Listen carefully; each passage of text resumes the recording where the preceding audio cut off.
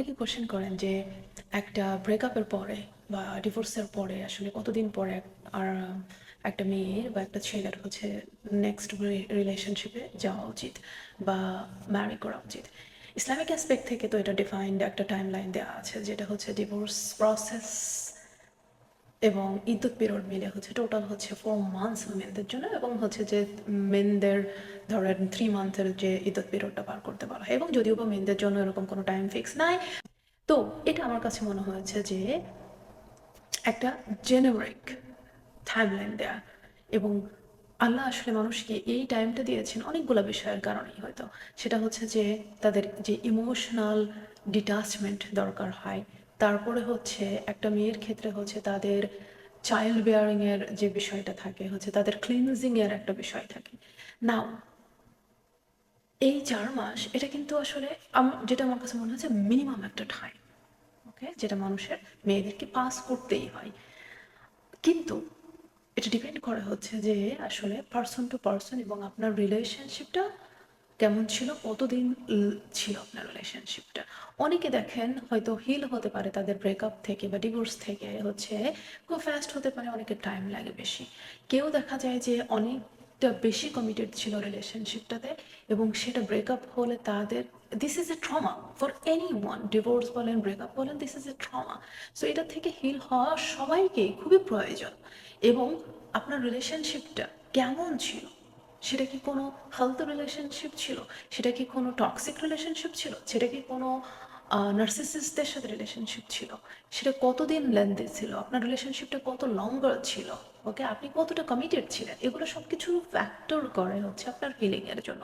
So পরবর্তীতে রিলেশনশিপে যাওয়ার জন্য একজন পার্সনের আসলে ফুললি হচ্ছে হিল হওয়া উচিত, আদারওয়াইজ নেক্সট রিলেশনশিপে যাওয়া উচিত না। কারণ হচ্ছে কি যে যদি ফুললি আপনি হিল না হন, তাহলে পরবর্তী রিলেশনশিপে যা গেলে হচ্ছে এক্ষেত্রে অনেকগুলো ভুল হয়। সেটা হচ্ছে আপনি পরবর্তী রিলেশনশিপের জন্য হচ্ছে ভুল মানুষ চুজ করবেন। তারপরে হচ্ছে কি যে আর যদি রাইট মানুষও চুজ করেন, দেন আপনার এই পাস্ট রিলেশনশিপের ট্রমাটা আপনি ক্যারি করবেন, এবং এই ট্রমাগুলা লাইক ব্রোকেন গ্লাসের মতো, এবং সেই ব্রোকেন গ্লাসগুলা দিয়ে আপনি আপনার নতুন মানুষটাকেও হচ্ছে হার্ট করতে থাকবেন। আমি কিছুদিন আগে কয়েকটা অ্যাডভান্সড কমিউনিকেশন কোর্সে ট্রেনিং করাচ্ছিলাম, কোচিং করাচ্ছিলাম। তো ওখানে আমার যে কোচ, ওয়ান অফ দ্য কোচই ছিলেন, উনি হচ্ছেন 72 ইয়ার্স ওল্ড একজন লেডি, যার ডিভোর্স হয়েছিল 30 years ago from a narcissistic man, okay. এবং এই 30 ইয়ার্সের মধ্যে উনি আর নেক্সট কোনো রিলেশনশিপে যেতে পারেন নাই। শি ওয়াজ সো ট্রমাটাইজড, এবং হচ্ছে যে তার যখন আসলে একজন মানুষ নার্সিসিস্টিক রিলেশনশিপে থাকে এবং সেটা যখন এন্ড হয়, অনেক সময় দেখা যায় বিট্রিয়ালের এর মাধ্যমে এটা এন্ড হয়, এবং যখন এটা বিট্রিয়ালের মাধ্যমে এন্ড হয় তখন আসলে এই ভিকটিম বা সার্ভাইভার যে, তার ট্রাস্ট সিস্টেমটা টোটালি ডিস্ট্রয় হয়ে যায়। Trust on men or like the other parties, other people, এবং trust on themselves as well. কারণ নার্সিসিস্টিক রিলেশনশিপের মধ্যে দেখা যায় কি যে তারা নার্সিসিস্টরা একজন মানুষকে এতটা হিউমিলেট করে, এতটা তাদের ওর্থ এতটা ডাউনগ্রেড করতে চায়, সবসময় কন্ট্রোল করে, ম্যানিপুলেট করে তাদেরকে এতটা অপমান করে যে হচ্ছে মানুষটা নিজের প্রতিও বিশ্বাস হারায় ফেলে।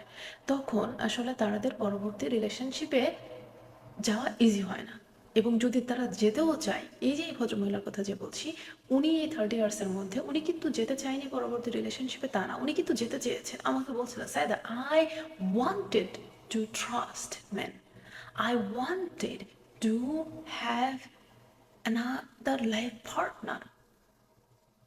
এবং এমন হয়েছে যে আমাকে অনেক কোয়ালিফাইড ম্যানরা আসছে, আমার হ্যান্ড চেয়েছে ইন ম্যারেজ, কিন্তু আমি, এমন না যে আমি চাইনি, আমি চেয়েছি কিন্তু আমি পারি নাই, কারণ আমার বিশ্বাস ভেঙে গিয়েছিল। এবং শুধু তাই না, আমার কাছে মনে হতো যে এই লোকটা ভালো, আমি কি তার যোগ্য, বা হচ্ছে আমি কি আবার আমার হার্ট ব্রেক হবে কিনা।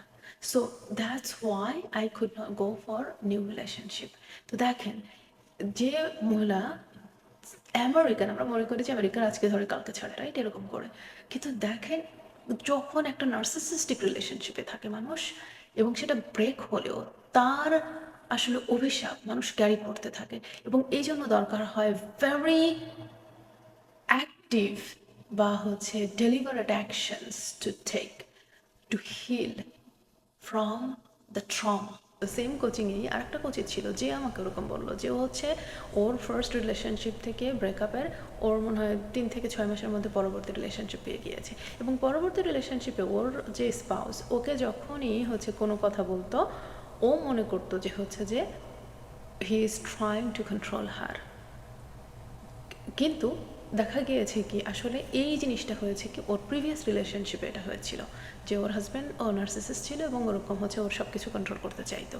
তো পরবর্তী রিলেশনশিপে এসে যেখানে ওর নতুন হাজব্যান্ড আসলে ওকে কন্ট্রোল না, he approach very positive way এবং ভেরি কেয়ারিং ওয়ে, এবং এটা হচ্ছে তার ফিডব্যাক বা সাজেশন থাকে how they can build the relationship stronger, অথবা হচ্ছে যে মেয়েটা কীভাবে করে বিভিন্ন ক্ষেত্রে ভালো করতে পারে। এটা ছিল তার কেয়ারিং এবং তার একে অ্যাডভান্স করে নিয়ে যাওয়ার জন্য অ্যাপ্রোচ, রাইট? কিন্তু মেয়েটা দেখেন পাস্টের রিলেশনশিপের ওই এক্সপিরিয়েন্স, ও he is trying to control me, এই এক্সপিরিয়েন্সটার জন্য সে পরবর্তী রিলেশনশিপে এসে এই পরবর্তী লোকটাকেও সে ভুল বোঝা শুরু করছিল। তো এই জন্য এই জিনিসগুলো আসলে পাস্ট ট্রমাগুলা, সেটা রিলেশনশিপ ধরেন রোম্যান্টিক রিলেশনশিপ হোক, চাইল্ডহুড ট্রমা হোক, সমস্ত ট্রমাগুলো আমাদেরকে আসলে ট্রমাগুলো হিল হওয়া দরকার to go to another relationship, otherwise will pass. আমাদের এই ট্রমার মাধ্যমে আমরা পরবর্তী পার্টনারটাকে অথবা চিলড্রেনদেরকে হচ্ছে হার্ট করতে থাকি।